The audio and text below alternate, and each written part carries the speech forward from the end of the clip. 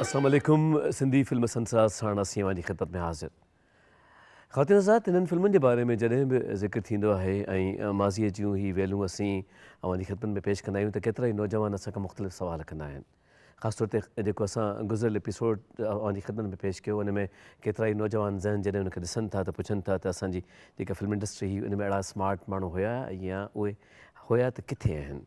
त बहरहाल इन क़िस्म जा सवाल थींदा रहंदा आहिनि ऐं वक़्त जी वेर आहे जेका अॻियां वधंदी रहे थी ऐं सफ़र ईअं तइ थींदा रहनि था। इहा बि गनीमत आहे त असीं पंहिंजे ॿारनि खे इहो सभु कुझु ॾेखारे सघूं था ऐं असां ॿुधाए सघूं था त असांजी फिल्मूं कहिड़े मयार जूं हुयूं ऐं कीअं तयारु थींदियूं हुयूं।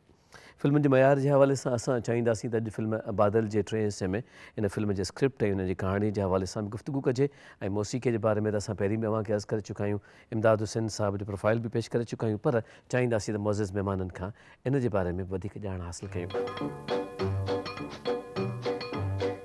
असां वटि अॼु बि ख़ैर सां मौजूदु आहिनि साइण नजमा काविश साहिबा। नजमा साहिबा भलीकार ऐं ख़ैर सां ई साथ हले पियो, जिन जे लाइ असां अवांजा बेहद शाकिर।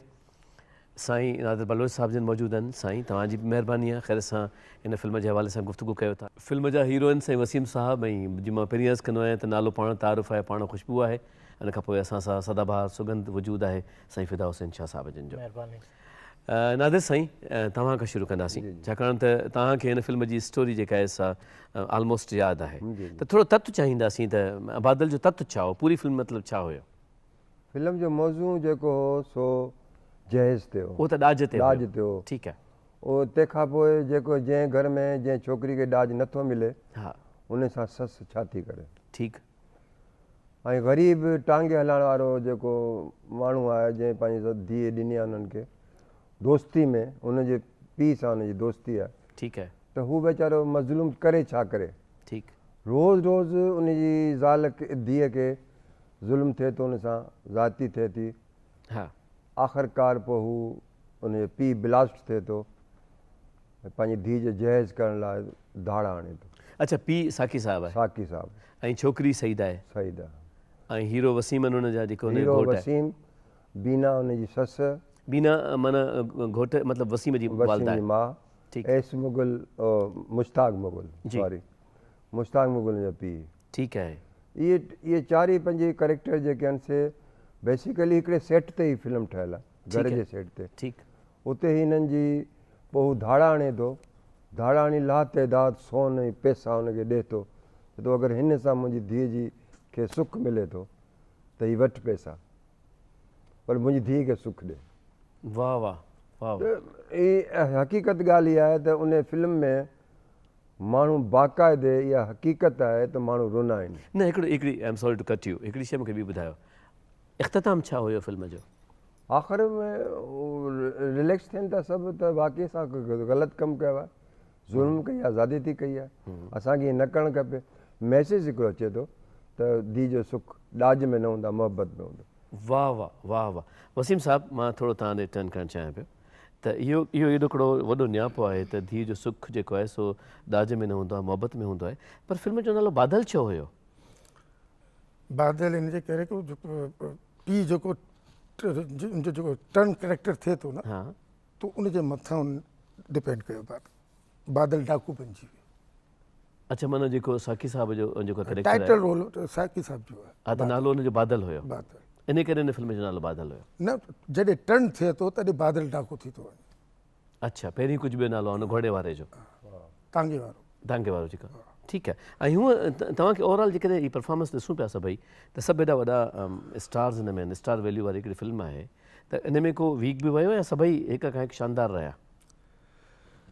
मां सम्झां थो, मां पंहिंजी तारीफ़ त नथो कयां, बाक़ी जेके बि आर्टिस्ट लॻे थो की उन किरदार जे हिसाब सां ई पैदा थिया। सही। जंहिं बि किरदारु अदा कयो आहे फिट कयो आहे, पंहिंजे किरदार जे मुताबिक़ उन्हनि पंहिंजो हक़ अदा कयो। शूटिंग किथे किथे थी, वेन्यूज़ कहिड़ा हुया, लोकेशन्स कहिड़ा हुया? शूटिंग इंडोर में थी, ईस्टर्न फिल्म स्टूडियोस, हा, ऐं आउटडोर हैदराबाद। ये जेके बनियूं वग़ैरह नज़र अचनि थियूं, सभु हैदराबाद? इहे साईं हैदराबाद, हिन पासे मिर्ज़ाइन जो बाग, जी। ऐं नालो वाह जेको दरिया पियो वञे पासे ते, हैदराबाद जे पासे ते चैनल। चैनल, हा, हिते हिन जे किनारे आसपास हिते शूटिंग थी। अच्छा। सभ खां सुठी ॻाल्हि इहा आहे की उनजो सब्जेक्ट ज़बरदस्त हुयो, स्क्रीन प्ले ज़बरदस्त, मुकालमा ज़बरदस्त ऐं सोने पे सुहागा जेके चवंदा आहिनि न उर्दूअ में, डायरेक्शन ज़बरदस्त। वाह वाह। ऐं आर्टिस्ट त ज़ाहिर आर्टिस्ट आहिनि, अलाह साईं उन्हनि खे हिमत ॾिनी, उन्हनि बि उहो ई जवाबु उन्हनि खे ॾिनो, उहो ई किरदारु करे ॾेखारियो। वाह। साकिर साहब पाण खे साकिर बादल बणिजी ॾेखारियो, सईदा सईदा ऐं बीना त सभिनीनि खां सुपर। अच्छा, कैरेक्टर में तव्हांजो नालो छा हो, यादि आहे? इहा मूंखे अञा तव्हांखे यादि कोन्हे? यादि कोन्हे, अनवर हो ख़बर न छा इहो कुझु हो, इहा यादगिरी कान्हे।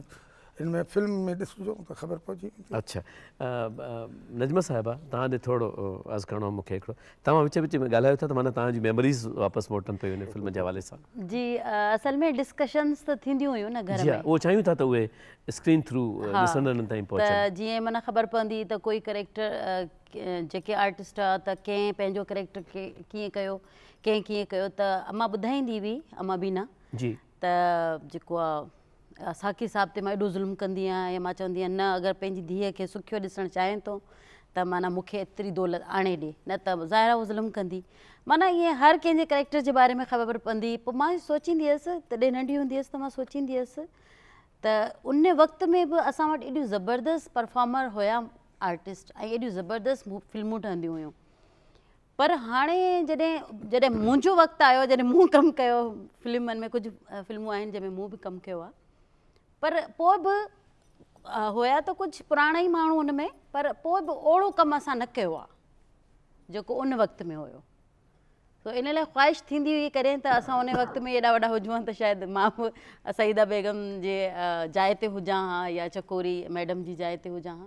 त यानी इहे ख़ुशनसीब हुया जिन्हनि पंहिंजो वक़्तु एॾो ज़बरदस्त ॾिठो ऐं एॾी सुठी परफॉर्मेंस करे ॾेखारी।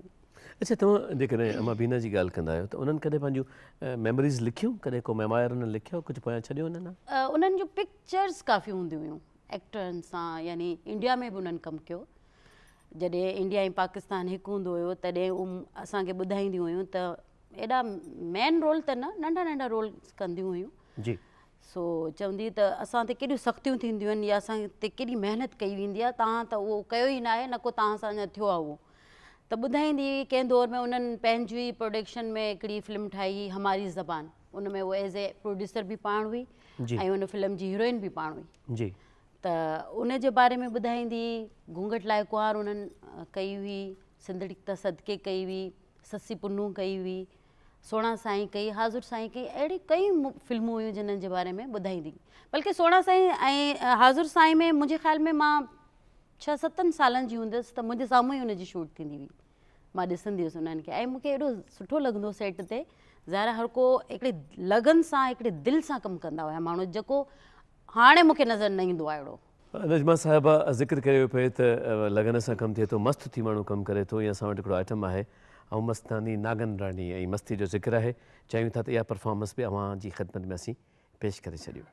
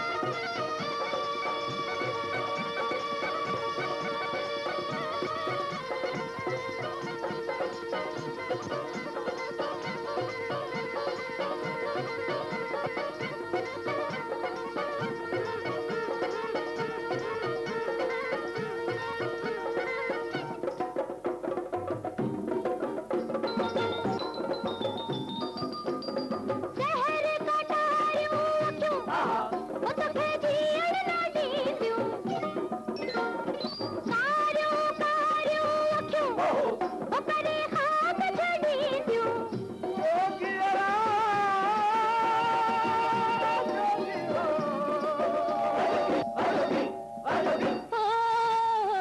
अमस्तानी नागिण राणी छेड़ न जोगी अमस्तानी नागिण राणी छेड़ न जोगी अमस्तानी मस्तानी छेड़ न जोगी अमस्तानी मस्तानी छेड़ न जोगी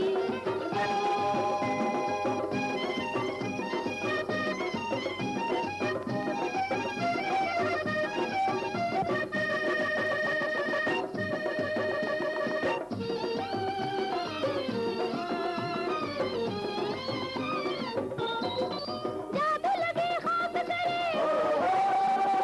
जान जले मन को पड़े जादू लहर मंड लहर ना ना ना ना ना ना ना आऊं आया तुंजी पानी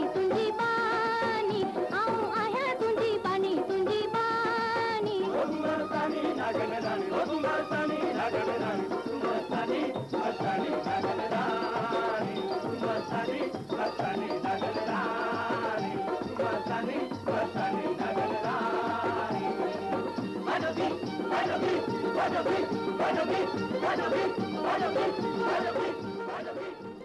शाह साहब परफॉर्मेंस तव्हां ॾिठी ऐं छा चवणु चाहींदा चकोरी जे बारे में?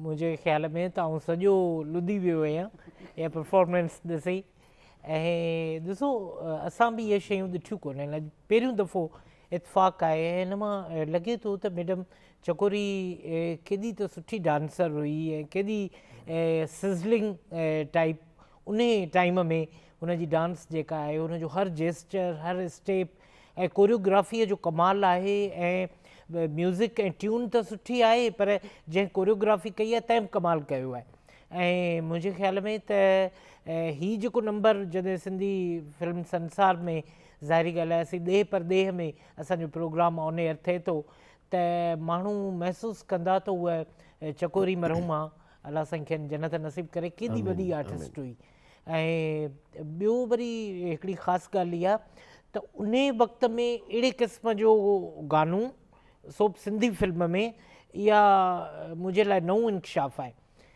त अहिड़े क़िस्म जा जिते ॿिया असां हेतिरा गीत ॿुधा आहिनि सवेर सां ॿुधो साथी रहे त उहो केॾो मिलोडियस सॉन्ग हो उन सां गॾु हीअ वरी आइटम सॉन्ग जे तर्ज़ जो हिकिड़ो गीत जंहिंमें मैडम चकोरी पंहिंजे उरूज ते आहे। असां वटि अव्हां जे लाइ मौजूदु आहे हिकिड़ी वीडियो क्लिप ऐं वीडियो क्लिप आहे असांजे पंहिंजे हीरो जे बाबति नालो आहे हुनजो वसीम हिकु हीरो। याद ज़िंदगी जी अलामत आहे रशीदा जेसि ताईं जीअरो रहंदुसि तोखे यादि कंदुसि इहे मुंहुं ॾिठी जो ॻाल्हियूं आहिनि न रशीदा तोसां गुज़ारियल हिकु हिकु घड़ीअ जी यादि ज़हन जे आसमान ते तारुनि वांगुरु हमेशह चमकंदी रहंदी इन बारे में अर्ज़ु कयां जो इनकार न करे चओ सुभाणे जेका शागिर्दनि जी पिकनिक आहे तंहिंमें तूं ज़रूरु हूंदी बाबा खां इजाज़त वठणी पवंदी वादो कर रशीदा मां कोशिशि कंदसि मां महसूस करियां ॼण तोसां शादी करे तोते ज़ुल्म कयो अथमि तो यारे दोज़ख में विधो अथमि मां पंहिंजे नसीब ते फ़ख्रु कंदी आहियां जो तव्हां जहिड़ो रफ़ीक मिलियो अथमि बसि तव्हांजो सिर सलामत हुजे तुंहिंजे बेपनाह सबर खां मां कंहिंखे ॾकी वेंदो आहियां रशीदा ईअं पाईंदो आहियां तुंहिंजे बर्दाश्त आॾो कहर जो कोट किरी पवंदो सरताज असांखे दौलत जी न पर तव्हांजी ज़रूरत आहे अॼोके दौर में दौलत इंसान खे परखण जी सभ खां सची क़िस्मती आहे हीरनि जवारनि जहिड़ी धीअ हमेशह मुसीबत जी सूली ते लटकी पई आहे मूं दौलत खे हमेशह धरती जी धूड़ समझी आहे तव्हांखे रूह ताईं पामाल कयो वियो आहे पर अञा ताईं मोटण माण्हू बंदि न थियूं आहिनि मां तमामु परे निकिरी वियो आहियां यूसुफ जितां मुंहिंजो मोटण महाल आहे आमद नवाज़ वापसि हलिया वञो ऐं यादि रखो जंहिं बि मुंहिंजे रस्ते में अचण जी कोशिशि कई मां हुन जो बणिजी वेंदुसि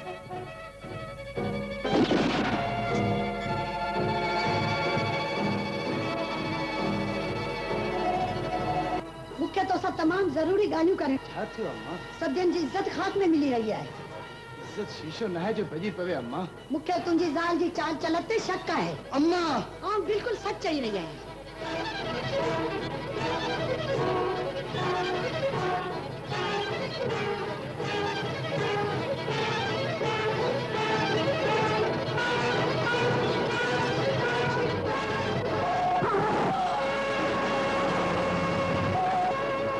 हिन फिल्म जे मौज़ू जे बारे में इब्तिदा खां वठी ज़िक्र कयोसीं। हुन में ख़ासि तौर ते ईअं बि आहे त नियाणीअ जी ॻाल्हि हली त जॾहिं हुनजो ताल्लुक़ शादीअ खां पोइ ॿिए घर सां थिए थो त उते हुन सां कहिड़ो सलूक रवा रखियो वञे थो, छाकाणि त हुन वटि मालो ज़र दौलत कोन्हे या ॾाज कोन्हे। हिकिड़ो मौज़ू हुयो जंहिं ते हिन फिल्म खे पेश कयो वियो। ऐं हिन फिल्म में ईअं बि आहे त मौज़ू जे हवाले सां जेका मौसीक़ी चूंडी वई उन में दर्द, अलम, यास ऐं रंज जो ज़िक्र बि ख़ासि तौर ते कयो वियो। अॼोके हिन एपिसोड जी पुॼाणी बि हिकु अहिड़े आइटम ते ई करणु चाहियूं था, छो ते ॼणी अहिड़ी धीअर मां उन आइटम ते मोकिलाइण खां पहिरीं असीं पंहिंजे मोज़ज़ महिमाननि जी शुक्र अदाई कंदासीं त असां वटि आया आहिनि ऐं ख़ैर सां ईंदड़ हफ़्ते बि असीं चोथे ऐं आख़िरी हिसे में अव्हांजी ख़िदमत में हाज़िर थींदासीं ऐं फिल्म बादल जे हवाले सां हिकिड़ी कंक्लूजन ते पहुचंदासीं।